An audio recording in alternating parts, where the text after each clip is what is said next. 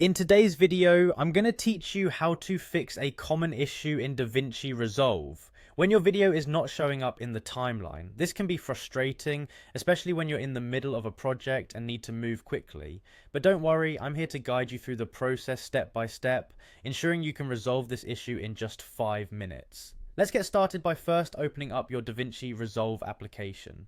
Once you have it up and running, you'll want to navigate to the Blackmagic Design app on your device. DaVinci Resolve is known for its powerful editing capabilities, and often it's just a minor setting that needs to be adjusted when things don't go as planned. After launching DaVinci Resolve, you'll see a list of your projects. Click on the project you are currently working on or the one where you're experiencing the issue with the video not appearing in the timeline. This will allow us to dive directly into the project and identify the source of the problem. With your project open, head over to the Edit page. You can find this section at the bottom of the interface. It's the button labeled Edit. The Edit page is where the magic happens, and it's where you have the most control over your video tracks. It's critical to ensure you're in the right area before troubleshooting further. Now look at the media pool and locate the video clip that you suspect isn't showing in your timeline. Click on this video to highlight it. Clicking on the video ensures that you're working with the right clip as we proceed to check a few settings.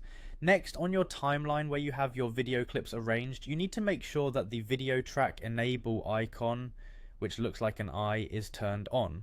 This icon resides on the left side of your timeline next to the video track header. If it's been accidentally turned off, your video will not display. Simply clicking this icon will toggle the track visibility. When it's on, the eye will appear open. This indicates that the video should show up as intended in your timeline.